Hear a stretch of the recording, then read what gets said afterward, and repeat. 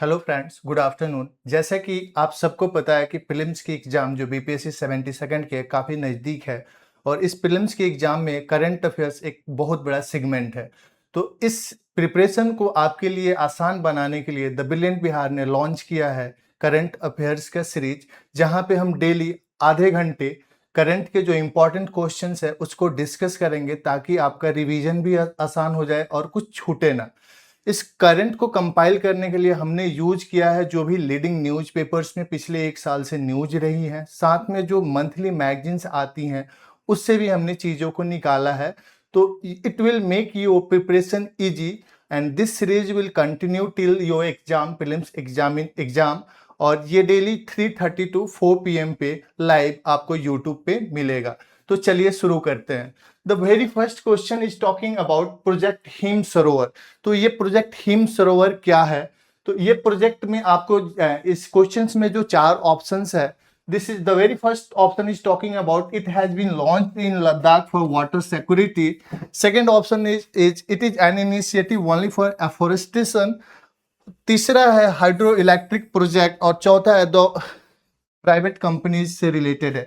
तो जैसे आपको पता है कि जो हिम, जो बर्फ की हम बात करते हैं, इट इज रिलेटेड टू कहीं ना कहीं वाटर कंजर्वेशन से रिलेटेड ये प्रोजेक्ट है और इसका जो सही आंसर है वो है ए। और इसको लॉन्च किया गया है in the state of Ladakh in order to conserve the water. जैसे कि आपको पता है जो लद्दाख है वो कहीं ना कहीं एक काइंड ऑफ डेजर्ट है। डेजर्ट भी 2 टाइप का होता है, एक होता है जैसे कि हमारा जो थार डेजर्ट है और दूसरा है लद्दाख। दिस मीन्स कि इस एरिया में पानी बहुत, बारिश बहुत कम होती है, तो वाटर सिक्योरिटी एक बहुत बड़ा चैलेंज है। In order to come out of that problem government ने ये स्कीम लॉन्च किया है लद्दाख में। तो इसका आंसर है ए, आपको ध्यान रखना है इस चीज को। दूसरा क्वेश्चन अगर बात करें तो choose the correct statement regarding Bihar political development. जैसे कि आप जानते हैं रिसेंटली बहुत सारी डेवलपमेंट हुई बिहार में, सीएम ने रिजाइन किया, नए सीएम आए हैं, साथ में पॉलिटिकली बहुत सारी चेंजेस हुई है। तो this question is about that. तो जो स्टेटमेंट है इसमें जो पहला स्टेटमेंट है the Nitish Kumar resigned and retired from politics. तो जैसे कि हम सब जानते हैं रिजाइन तो उन्होंने किया बट पॉलिटिक्स से वो रिटायर्ड नहीं हुए हैं। दूसरा स्टेटमेंट है it's talking about Samrat Choudhary took oath as a CM of the Bihar. तीसरा स्टेटमेंट है Nitish Kumar has not been nominated as the Rajya Sabha member. तो जैसा कि हम सब जानते हैं कि इनको राज्यसभा की मेंबर नियुक्त किया गया है। और चौथा है the BJP JDU alliance has been broken. तो ये अलायंस ब्रोकन नहीं हुई है। तो कहीं ना कहीं इसका आंसर होगा ये स्टेटमेंट बी होगा, क्योंकि हम सब जानते हैं कि जो बिहार के नए चीफ मिनिस्टर हैं वो हैं सम्राट चौधरी। इसके साथ साथ आपको कुछ और भी फैक्ट्स जानने चाहिए। जैसे कि आप जानते हैं कि जो नीतीश कुमार है he was the longest serving CM of Bihar. तो यहाँ पे एक क्वेश्चन आता है कि जो लास्ट टाइम उन्होंने ओथ लिया था एज ए सीएम तो कौन सी बारी थी। तो यहाँ पे आपको जानना चाहिए कि उन्होंने लास्ट टाइम जो 10वीं बार उन्होंने ओथ लिया था एज ए सीएम और जो डेट था वो था 20 नवंबर 2025। 20 नवंबर 2025 को इन्होंने लास्ट टाइम जो सीएम एज ए सीएम अपना शपथ ग्रहण किया था। तो ये डेट काफी इंपॉर्टेंट है। यू में एक्सपेक्ट कि बीपीएससी इससे रिलेटेड क्वेश्चन पूछ दे, तो ये आपको पता होना चाहिए। तीसरा क्वेश्चन है it is talking about 131st constitutional amendment bill जो 2026 में लाया गया था। तो पहले मैं आपको बता देता हूं कि ये जो बिल था it was related to women reservation और दूसरा इसका एस्पेक्ट था that was related to increasing the number of seats in the parliament. तो चलिए इसके स्टेटमेंट्स को देखते हैं। जो पहला स्टेटमेंट है the bill was passed by a margin of 54 votes. Second option है the propose reducing Lok Sabha seat from 543 to 400। ये रिडक्शन की बात कर रहा है दूसरा जो स्टेटमेंट है। तीसरा है यह महिला आरक्षण से संबंधित था और 54 वोटों से के अंतर से पास नहीं हो सका। और चौथा है यह मुख्य रूप से आर्थिक आरक्षण पर आधारित था। तो इसका जो सही स्टेटमेंट है वो है सी, क्योंकि ये बिल पास नहीं हो पाया and it was related to women reservation, और उसके साथ साथ जो मार्जिन ऑफ वोट था वो था 54। यहाँ पे अब कुछ चीजें हैं जो आप और हम डिस्कस करेंगे। First of all we need to know कि empowering women is very much important. तो ये बिल बात करता था, अगर पास होता तो 33% रिजर्वेशन की बात कर रहा था जो वुमेन को मिलता पार्लियामेंट में, तो कहीं ना कहीं उनका रिप्रेजेंटेशन बढ़ता। साथ में यहाँ पे था कि हम जो नंबर ऑफ सीट्स थी ना, जो अभी एग्जिस्टिंग नंबर ऑफ सीट्स है पार्लियामेंट में, उसको बढ़ाने की बात हो रही थी, और इसको बढ़ा के 850 करने की बात हो रही थी। तो यहाँ पे मेजर जो चैलेंज ये था कि जो सदर्न स्टेट्स है उनको ये लगा कि अगर ये नंबर ऑफ सीट्स बढ़ती है, दिस मीन्स कहीं ना कहीं उनका पॉलिटिकल रिप्रेजेंटेशन कम होगा। क्यों कम होगा? जैसे कि हम जानते हैं कि अपने यहाँ जो पॉलिटिकल रिप्रेजेंटेशन होता है, एमपी की जो सीट्स होती है वो बेस्ड होती है नंबर ऑफ पॉपुलेशन पे। तो जो सदर्न स्टेट्स हैं उन्होंने बहुत अच्छे से पॉपुलेशन को कंट्रोल किया है, और वहाँ पे पॉपुलेशन एक्सपोनेंशियली ग्रोथ नहीं कर रही है। बट उसके दूसरे एंड पे अगर आप देखो तो जो ईस्टर्न स्टेट्स हैं, बिहार, यूपी, उड़ीसा, वेस्ट बंगाल, यहाँ पे पॉपुलेशन बूम आई हुई है। तो अगर ये सीट्स बढ़ती है तो ये जो नॉर्दर्न स्टेट्स हैं इनको ज़्यादा नंबर मिल जाएंगे पार्लियामेंट में, और उसके दूसरी तरफ जो सदर्न स्टेट्स हैं उनके नंबर कम हो जाएंगी relatively to the northern states. तो ये जब सीट्स कम होंगी तो उनका पॉलिटिकल रिप्रेजेंटेशन भी कम होगा। तो इसी को देखते हुए कहीं ना कहीं काउंटर वोटिंग हुई और ये जो बिल था वो डिफीट हो गया। अगला क्वेश्चन देखते हैं। इट इज टॉकिंग अबाउट प्रधानमंत्री मोदी द्वारा समर्पित दून दिल्ली इकोनॉमिक कॉरिडोर के बारे में क्या सत्य है। It's talking about a new economic corridor that has been dedicated to the nation by the prime minister. तो चलिए इसके स्टेटमेंट्स को देखते हैं। तो जो पहला स्टेटमेंट है इसे 14 अप्रैल 2026 को राष्ट्र को समर्पित किया गया। दूसरा था यह केवल माल ढुलाई के लिए है। यह कॉरिडोर पंजाब और हरियाणा को जोड़ता है। इसका उद्घाटन मुंबई में किया गया था। अगर आपको पता है तो आप कमेंट में लिख सकते हैं कि इसका सही आंसर क्या है। अब मैं इसको इलेबोरेट करता हूं फर्दर सो दैट आपकी अंडरस्टैंडिंग बढ़े इस पे। सबसे पहले यहाँ पे एक ज्योग्राफिकल टर्म है दून। दून इलाका वो होता है जो दोनों तरफ से पहाड़ी से घिरी हुई है और बीच में एक समतल मैदान होता है। फॉर एग्जाम्पल हम देहरादून, देहरादून एक दून का बहुत बड़ा एग्जाम्पल है। तो ये जो इकोनॉमिक कॉरिडोर भी डेवलप की गई है ये देहरादून को कनेक्ट करता है दिल्ली से। अभी क्या होता है कि दिल्ली से देहरादून जाने में 6 से 7 घंटे लगते हैं, बट इस इकोनॉमिक कॉरिडोर के बाद क्या हो रहा है कि ये डिस्टेंस तो वही है बट टाइमिंग घट गई है। दिस मीन्स कि you will be able to reach Dehradun within 2.5 to 3 hours. तो ये इससे क्या होगा, कहीं ना कहीं कनेक्टिविटी तो बढ़ी, रैपिडली बढ़ी। तो इससे जो इकोनॉमिक अपॉर्चुनिटी है जो हमारे जो माउंटेनियन स्टेट्स हैं, उत्तराखंड, हिमाचल प्रदेश, तो वहाँ पे जो फूल की खेती होती है, फ्रूट्स की खेती होती है, फल सब्जियों की होती है, वहाँ से ट्रांसपोर्टेशन इजी हो जाएगा। तो कहीं ना कहीं ये एरिया जो उतना कनेक्टेड नहीं है रैपिड मूवमेंट के लिए, जैसे जो कच्चे माल होते हैं उनके ढुलाई के लिए, तो ये इसमें कहीं ना कहीं बूम आएगा। तो इसका जो आंसर है ये होगा, क्योंकि ये 14 अप्रैल 2026 को राष्ट्र को समर्पित किया गया था पीएम मोदी के द्वारा। तो ये इंपॉर्टेंट है, आपको डेट भी पता होना चाहिए, क्योंकि पिछली बार भी ये क्वेश्चन पूछा गया था बीपीएससी में, that was related to the Uttarakhand. अब अगला क्वेश्चंस को देखते हैं। भारतीय सेना की निषक्त कोर ने सिक्किम में किस नाम से अपना रेडियो स्टेशन लॉन्च किया। अभी जो भारतीय सेना की जो तिरस्ती कोर है ये सिक्किम में है, अभी प्रेजेंट है। तो इन्होंने एक रेडियो स्टेशन लॉन्च किया है ताकि वो जो सिक्किम की जो लोग हैं उनसे कनेक्ट हो पाए और बॉर्डर सिक्योरिटी में एक नई मतलब यू कैन से कि ऊर्जा आए और कम्युनिकेशन बढ़े लोगों से, बॉर्डरिंग लोगों से और सेना के बीच। तो इसके लिए इन्होंने एक जो लॉन्च किया है, इसका नाम क्या है ये क्वेश्चन में पूछा जा रहा है। तो आपको गेस करना है कि what is the name of this new radio जो चैनल शुरू किया है गया है इसका। तो इसका नाम है सिक्किम सुंदरी, इसका स्टेटमेंट ए है, ये करेक्ट स्टेटमेंट है। ये जो रेडियो स्टेशन लॉन्च किया गया है इसका नाम है सिक्किम सुंदरी। अगला क्वेश्चन देखते हैं। दिस क्वेश्चन इज अबाउट 10 अप्रैल 2026 को किस राज्य में खुद को नक्सल मुक्त राज्य घोषित किया। It's related to Naxalism. और जैसा कि आप जानते हैं कि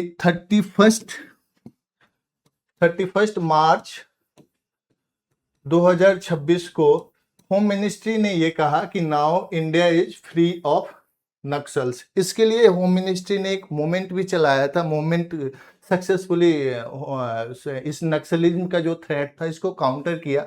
बट अभी जो लेटेस्ट एक आया है, न्यूज में आया था, एक स्टेट ने कहा कि now I am free from the Naxalism. तो ये स्टेट था आपको तेलंगाना। तेलंगाना ने 10 अप्रैल 2026 को कहा कि now we are free from the Naxalism. वो बात अलग है कि होम मिनिस्ट्री ने इस चीज की अनाउंसमेंट 31 मार्च को ही कर दी थी। तो ये जो डेट है ना, ये डेट आपके लिए काफी इंपॉर्टेंट है, क्योंकि ये होम मिनिस्ट्री के लेवल से, सेंट्रल लेवल से किया गया था। तो आपको ये पता होना चाहिए, साथ में ये भी पता होना चाहिए। If we are talking about Naxalism, तो ये प्रॉब्लम क्या थी और क्यों डेवलप हुई इंडिया में।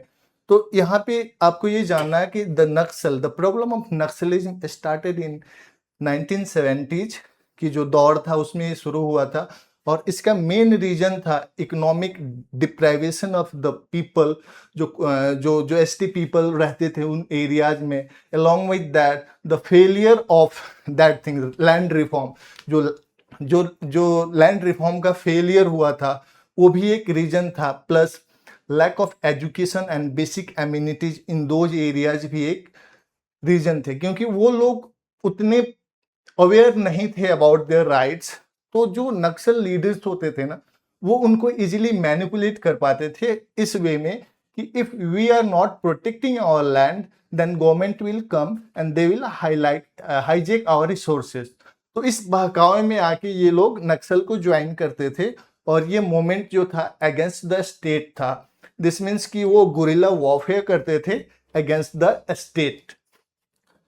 तो ये इंपॉर्टेंट एस्पेक्ट था नक्सलिज्म का, जिसको हमने डिस्कस किया। अभी एक जो अगला क्वेश्चन है ये है, हाल ही में किस संस्था को डीम्ड यूनिवर्सिटी का दर्जा दिया गया है। तो ये क्वेश्चन इंपॉर्टेंट क्वेश्चन है, बिकॉज डीम्ड यूनिवर्सिटी बहुत समय से न्यूज में रही है और एक बहुत प्रोमिनेंट ऑर्गेनाइजेशन को डीम्ड यूनिवर्सिटी का दर्जा दिया गया है। द ऑप्शन इज सीबीएसई, दूसरा है एनसीईआरटी, तीसरा है एनआईओएस और चौथा है नीति आयोग। तो इसमें जो डीम्ड यूनिवर्सिटी का दर्जा दिया गया है वो एनसीईआरटी को दिया गया है। NCERT is now A deemed university. तो यहाँ पे आपको जानना है कि what is the difference between A university and deemed university. ये इंपॉर्टेंट है, हो सकता है कि ये ऐसा स्टेटमेंट एग्जाम में आ जाए। तो जो यूनिवर्सिटी होती है ना, उसको पार्लियामेंट के किसी एक्ट के द्वारा या स्टेट असेंबली के किसी एक्ट के द्वारा पास की जाती है। On the contrary of this, जो डीम्ड यूनिवर्सिटी है ना, इसको जो डिपार्टमेंट ऑफ हायर एजुकेशन है, on the advise of UGC, जो डिपार्टमेंट ऑफ हायर एजुकेशन है, यूजीसी के दिशा निर्देश अनुसार इसको किसी भी ऑर्गेनाइजेशन को डीम्ड यूनिवर्सिटी का दर्जा देती है। तो ये बेसिक डिफरेंस है। जो यूनिवर्सिटी होती है वो एक्ट ऑफ पार्लियामेंट के थ्रू बनती है या स्टेट असेंबली के द्वारा, बट जो डीम्ड यूनिवर्सिटी है इसको डिपार्टमेंट ऑफ हायर एजुकेशन जो है वो एडवाइज करती है, यूजीसी जो उसको एडवाइज करती है कि हाँ इस ऑर्गेनाइजेशन को डीम्ड यूनिवर्सिटी का दर्जा दिया जा सकता है। जो अगला क्वेश्चन है it is related to calm brain. तो आपको ये the topic is calm brain. तो कहीं ना कहीं हमें टॉपिक को सुन के ही आता है कि it is related to mind. ठीक है, तो माइंड सबसे ज्यादा किसके डेविएट करता है, किसके माइंड में ज्यादा प्रॉब्लम्स आती है। आपने सुना होगा कि कोई बच्चा अगर परेशान है, बहुत ज्यादा इधर उधर करता है, तो लोग बोलते हैं इसको साइकियाट्रिस्ट से दिखा दो। तो this means it is related to those people who are mentally unstable. तो इसका जो आंसर होगा, मैं डायरेक्टली आंसर पे ही आ गया, तो इसका आंसर होगा मनोरोगियों के लिए भारत का पहला डेटाबेस। अभी गवर्नमेंट ने क्या किया कि एक डेटाबेस बनाया जिसमें जो लोग को जो लोग साइकियाट्रिक प्रॉब्लम से जूझ रहे हैं, उनका सारा डेटा रहेगा कि what is their problem, rehabilitation के लिए क्या-क्या किया जा रहा है, उनका इलाज कैसा चल रहा है। तो ये सारी डेटाबेस जो बनेगा, ये साइकियाट्रिक प्रॉब्लम वाले लोगों के लिए बनेगा और ये जो प्रोजेक्ट है काल्म ब्रेन इसके अंडर में आएगा। अगला क्वेश्चन है, अप्रैल 2026 में अप्रैल 2026 में अमेरिका में गवर्नर चेयर पाने वाले भारतीय मूल के वैज्ञानिक कौन है? एक भारतीय मूल के वैज्ञानिक हैं जिनको स्पेशल रिकॉग्नाइजेशन मिला है यूएसए में, और गवर्नर चेयर का इनको एक स्पेशल रिकॉग्नाइजेशन मिला है।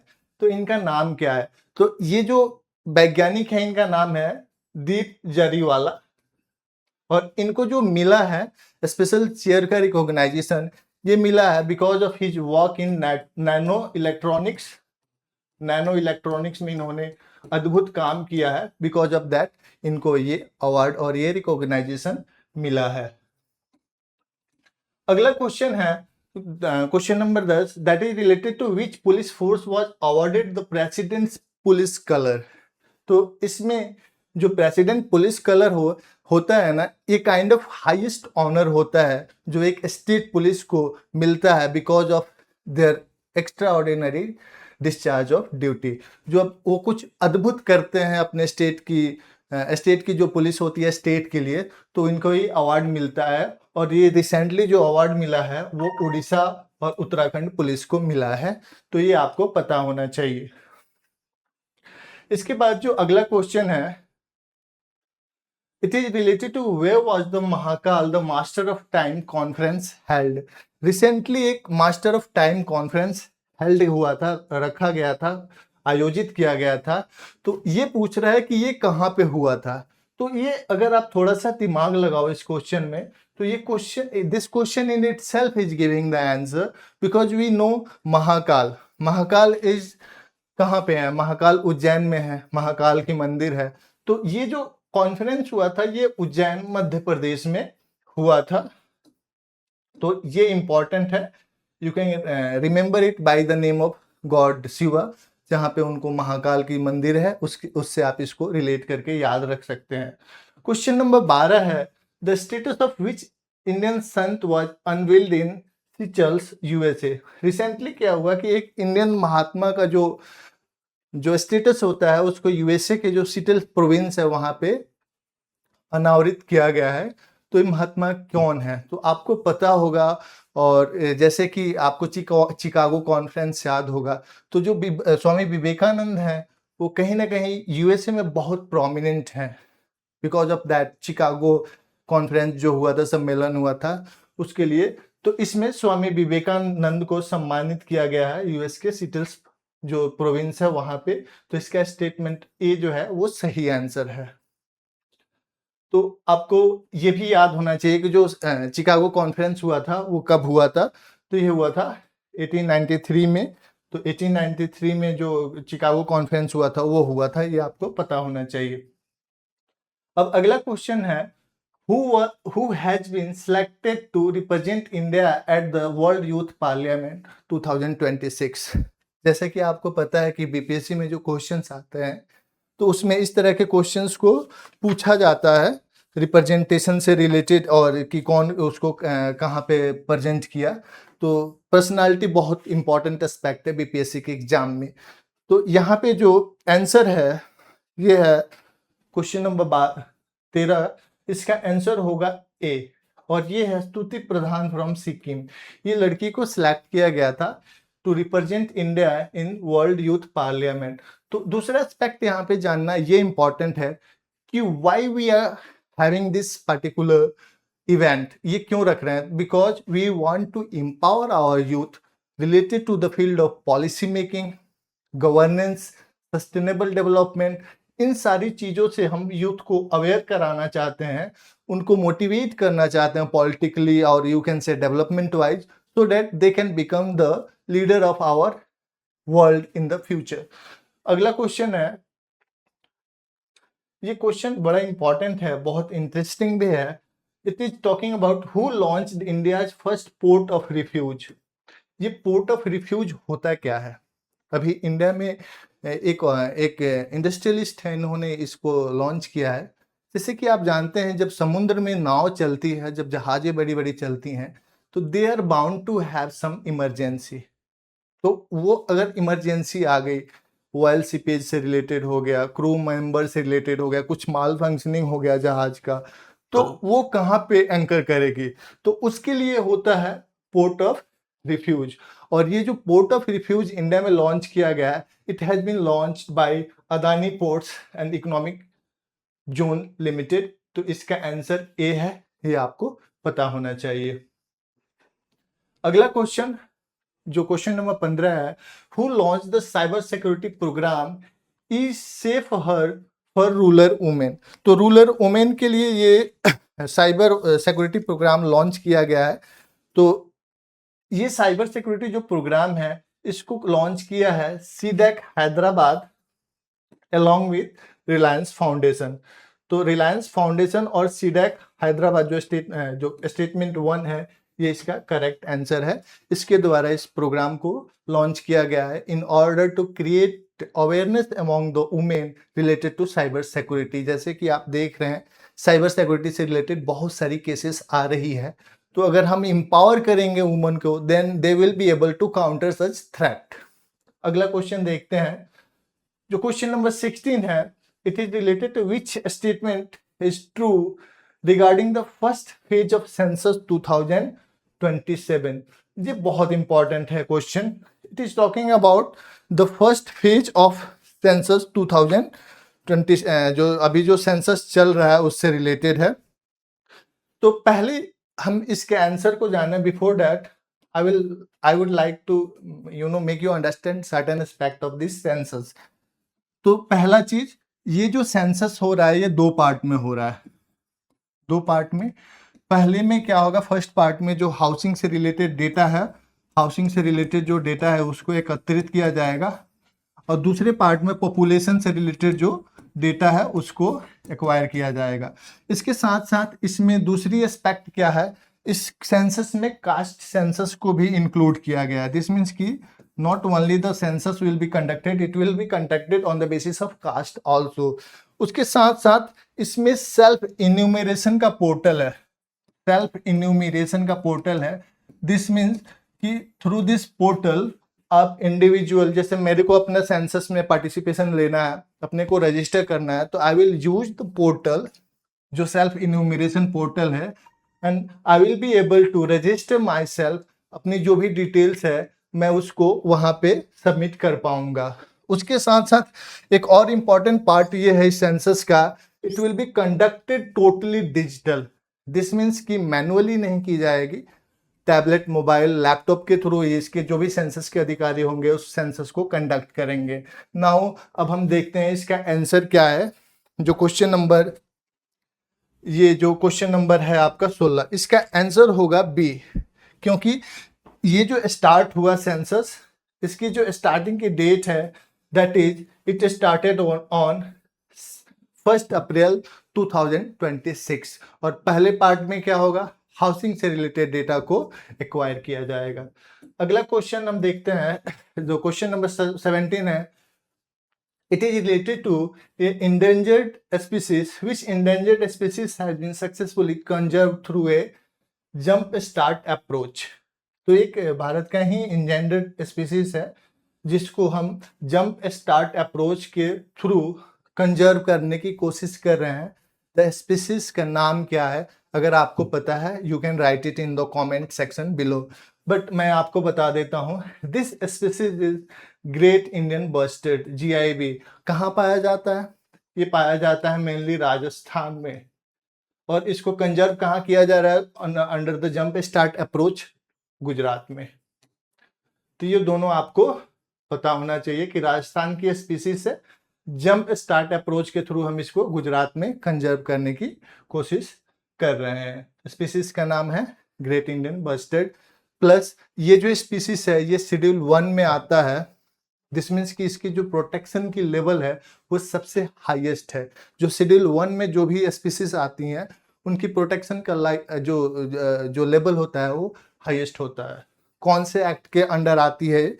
तो वाइल्ड लाइफ प्रोटेक्शन एक्ट 1972 के अंडर में इसको शेड्यूल 1 में रखा गया है। इसके साथ साथ IUCN में इसका क्या स्टेटस है? वैसे भी पीएचडी में बहुत ज़्यादा डिटेल में नहीं पूछती है इन्वायरमेंट के क्वेश्चन, बट आपको पता होना चाहिए। तो एज पर international union for conservation of nation, जिसको हम IUCN बोलते हैं, इसके अंडर ये क्रिटिकली इंडेंजर्ड स्पीसीज है। अगला क्वेश्चन देखते हैं, where is India's first global wild life institute Vantara? आप सबको पता होगा ये वनतारा यूनिवर्सिटी लोकेटेड, ये कहाँ लोकेटेड है? ये एक प्राइवेट इंडस्ट्रियलिस्ट हैं अपने देश के बहुत बड़े, उनकी ये यूनिवर्सिटी है। इतना हिंट दे रहा हूँ, पता है तो कमेंट में आप लिख सकते हैं। तो ये जो यूनिवर्सिटी है इसमें हम कंजर्वेशन का और रिसर्च के लिए बनाया गया है, और इसमें जो वाइल्ड लाइफ से रिलेटेड जो भी जानवर है इसको रखा जाएगा। और ये सिचुएटेड है गुजरात में, और ये किस फाउंडेशन के अंदर में है? रिलायंस फाउंडेशन के अंडर में। दिस मीन्स कि इनकी जो जामनगर गुजरात, ये गिर नहीं होगा, ये जो इनकी जो जामनगर में जो पेट्रोलियम के जो इनकी फैक्ट्री है उसी के पास में इसको एस्टेब्लिश किया गया है, जिसका नाम है वनतारा यूनिवर्सिटी। यहाँ पे एक बहुत प्रोमिनेंट रिसेंटली जो पर्सनालिटी है वो वहाँ पे गए हुए थे, इवन मेसी आए थे वो भी गए हुए थे, तो काफ़ी न्यूज में रहा है। और ये प्राइवेट इंस्टीट्यूशंस के द्वारा ऐसा कुछ रन किया जा रहा है, this means it is very important. अगला क्वेश्चन है, who hosted the IONS IMEX TTX 2026 exercise? जैसे कि आपको पता है कि आपके BPSC के एग्जाम में जो एक्सरसाइजेज होती है मिलिट्री की, आर्मी की, नेवी की, वो पूछा जाता है। तो इसको जो साउदर्न नेवल कमांड है इसने इस एक्सरसाइज को ऑर्गेनाइज किया था। तो इसके डिटेल में हम नहीं जाते हैं, आपको बस पता होना चाहिए कि सदर्न नेवल कमांड के द्वारा इस एक्सरसाइज को ऑर्गेनाइज किया गया था। क्वेश्चन नंबर 20 पे आते हैं, और it is related to question number 20, where was India's first indigenous quantum computing testing facility launched? आपको पता है कि क्वांटम कंप्यूटर बहुत न्यूज में है, तो रिसेंटली इंडिया में भी इंडिजिनियस लेवल पे एक फैसिलिटी को सिलेक्ट किया गया जहाँ पे काउंटर जो क्वांटम कंप्यूटिंग से रिलेटेड रिसर्च की जाएगी। तो ये कहाँ पे है? तो पहले मैं आपको समझाता हूँ कि what is the difference between a normal computer और क्वांटम कंप्यूटर में अंतर क्या होता है।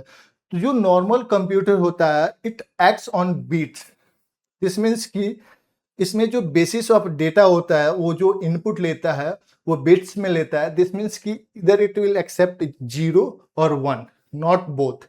बट जो क्वांटम कंप्यूटिंग होता है इसमें हम क्यूबिट्स को यूज करते हैं। दिस मीन्स कि वो 0 को भी ले सकता है, साथ के साथ 1 को भी ले सकता है, और दोनों को एक साथ भी ले सकता है। बिकॉज ऑफ दैट इसकी क्या हो जाती है, स्पीड काफी बढ़ जाती है। तो ये बेसिक डिफरेंस है जो आपको पता होना चाहिए। अब हम इसका आंसर को देखते हैं। तो ये स्टार्ट किया गया है अमरावती में, जो कि आंध्र प्रदेश में है। तो ये बहुत इंपॉर्टेंट क्वेश्चन है, ये आपको पता होना चाहिए। अगला क्वेश्चन है, अगला जो 21 नंबर क्वेश्चन है, उड़ीसा के किस गांव को पहला स्मार्ट गांव बनाने की घोषणा की गई है? तो उड़ीसा में एक गांव है जिसको स्मार्ट विलेज बनाने की घोषणा की गई है। तो इसका जो आंसर है ये है कुसुनपुर। अब यहाँ पे आपको समझना है कि स्मार्ट विलेज किसको बोलते हैं, what is the criteria of smart village. तो आंसर तो कुसुनपुर है, बट जो स्मार्ट विलेज होता है दिस मीन्स कि जो बेसिक इंफ्रास्ट्रक्चर होना चाहिए IT का वो अवेलेबल है, वहाँ पे IT का इंफ्रास्ट्रक्चर अवेलेबल है। लोगों को हम एम्पावर कर रहे हैं डिजिटल इंफ्रास्ट्रक्चर वहाँ पे अवेलेबल है। साइबर सिक्योरिटी से रिलेटेड हम अवेयरनेस क्रिएट कर रहे हैं। दिस मीन्स कि whatever we need in order to operate digitally is available in that particular village, तो हम उसको स्मार्ट विलेज बोलेंगे। अगला क्वेश्चन है, भू भारत पोर्टल किस राज्यों द्वारा भूमि रिकॉर्ड प्रबंधन के लिए लॉन्च किया गया है? तो ये क्वेश्चन है, बट यहाँ पे मैं आपसे एक एडिशनल क्वेश्चन पूछता हूँ कि बिहार ने भी एक पोर्टल लॉन्च किया था जिसमें हम भूमि से रिलेटेड जो भी रिकॉर्ड्स थी उसको रिकॉर्ड करते थे। तो आप मेरे को कमेंट में बताना, मैं इसका आंसर आपको यहाँ पे बता दे रहा हूँ। तो ये जो है ये तेलंगाना ने इसको स्टार्ट किया है। आप बिहार वाले का नाम सोच के बताओ मेरे को। इसको स्टार्ट किया है तेलंगाना ने। तो ये जो अब मैं बताता हूँ, भूमि पोर्टल लॉन्च किया था बिहार गवर्नमेंट ने, जो जमीन से रिलेटेड जो भी डेटा होती है उसको एक जगह पे एक्वायर करने के लिए। इसके साथ साथ अगला क्वेश्चन है, which state had train the most drone pilots under the NaMo drone Didi scheme. तो ये स्टेट है कर्नाटका। मैं डायरेक्टली आपको आंसर बता दे रहा हूँ, टाइम ज्यादा ना जाए। कर्नाटका ने क्या किया कि जो वहाँ के सेल्फ हेल्प ग्रुप होती है ना औरतों की, they are training those people to make under this scheme Namo drone Didi scheme. तो इससे क्या होगा कि उनकी जो सेल्फ हेल्प ग्रुप है ना उनकी इफिशियंसी काफ़ी बढ़ जाएगी और they are using that technology in agriculture और मेनी अदर थिंग्स में इसको यूज कर रही है। तो ये कर्नाटका है, तो आपको पता होना चाहिए। क्वेश्चन नंबर 24 है, which indigenous steel frigate was commissioned into the Indian Navy on 30 मई 2026 को। कौन सा इंडिजीनियस फ्रीगेट, तो आपको पता होना चाहिए फ्रीगेट क्या होता है, कमीशन किया गया इस डेट को। तो सबसे पहले फ्रीगेट का काम होता है ना जो प्रोटेक्शन देती है। जैसे कि आप देखे होंगे कि जब समुद्र में नेवी जब जाती है ना तो बहुत सारी वॉरशिप का एक झुंड होता है जिसमें डिस्ट्रॉयर होते हैं, फ्रीगेट होते हैं, फिर आपका एयरक्राफ्ट कैरियर होता है। तो जो फ्रीगेट का काम होता है ना ये प्रोटेक्ट करता है शिप्स को और सिक्योर करता है क्रिटिकल सी लेन को। दिस मीन्स कि इसका मेन रोल होता है वो होता है प्रोटेक्शन का। और इसका आंसर है ए, दैट इज INS दूनागिरी। तो ये आपको पता होना चाहिए, फ्रीगेट मैंने बता ही दिया। 25वां क्वेश्चन है, which semiconductor plant did PM Modi inaugurated in Sanand Gujarat. Recently अभी प्राइम मिनिस्टर मोदी ने ये इसको इनॉग्रेट किया। सेमीकंडक्टर बहुत न्यूज में रहा है because of the need in various IT sectors, artificial intelligence में। तो भारत ने भी इस एरिया में कदम उठाया है। तो ये जो है इसका करेक्ट आंसर ये है केनिस सेमीकंडक्टर प्लांट। इसको सानद गुजरात जो है वहां पे लॉन्च किया गया, किसके द्वारा, PM मोदी के द्वारा। 26वां क्वेश्चन है 26 number, it is related to energy statics India, energy statistic India, which is the top state renewable energy. This means कि भारत में रिन्यूएबल एनर्जी के क्षेत्र में सबसे टॉप पे कौन सा स्टेट है। मुझे लगता है अगर आप इसको इंटेलिजेंटली गेस भी करो तो कर पाओगे। इसका आंसर होगा राजस्थान। राजस्थान क्यों? क्योंकि ये यहाँ पे जमीन बहुत है और खाली बैरन लैंड है यहाँ पे। दिस मीन्स कि हवा की भी एबिलिटी बहुत है, कहीं ना कहीं रुकावट नहीं है। साथ के साथ यहाँ पे आप देखोगे कि हवा के साथ साथ आप सूर्य की भी एबिलिटी, सूर्य की जो किरणें होती है उसकी भी अवेलेबिलिटी ज़्यादा होती है। बिकॉज ऑफ दैट ये टॉप स्टेट है in India in terms of renewable energy. अगला क्वेश्चन है आपको कि 30 मार्च 2026 को नौसेना को सौंपा गया अंतिम सर्वेक्षण पोत कौन सा है। जो सर्वेक्षण करने के लिए जो नौसेना को पोत दिया, व्हीकल हैंडओवर किया गया, उसका नाम क्या है। तो इसका आंसर है सर्वेक्षण पोत विशाल। इसका आंसर है सर्वेक्षण पोत विशाल। ये आपको पता होना चाहिए because this type of questions you can expect in your exam. अब यहाँ पे एक 28 नंबर क्वेश्चन है। जैसा कि हमने पहले भी बात किया कि पर्सनालिटी जो होती है वो बहुत इंपॉर्टेंट एस्पेक्ट है आपके BPSC के प्रीलिम्स के एग्जामिनेशन में। तो ये है, हाल ही में निधन हुए प्रसिद्ध उद्योगपति विजयपत सिंघानिया किस ग्रुप के अध्यक्ष थे। ऑप्शन है Tata group, Raymond group, Birla group, Godrej group. अब आपको इसमें बताना है कि कौन से ग्रुप के थे। तो इसका करेक्ट आंसर होगा रेमंड ग्रुप के ये चेयरमैन थे। अगला क्वेश्चन है ये क्वेश्चन है सम्राट संपत्ति संग्रहालय का उद्घाटन 31 मार्च 2026 को कहाँ पे किया गया।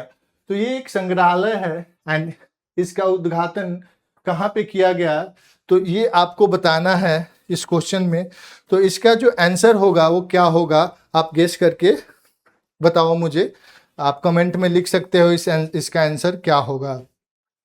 तो इसका आंसर आपको गेस करना है। आई एम होपिंग कि यू आर गेसिंग इट।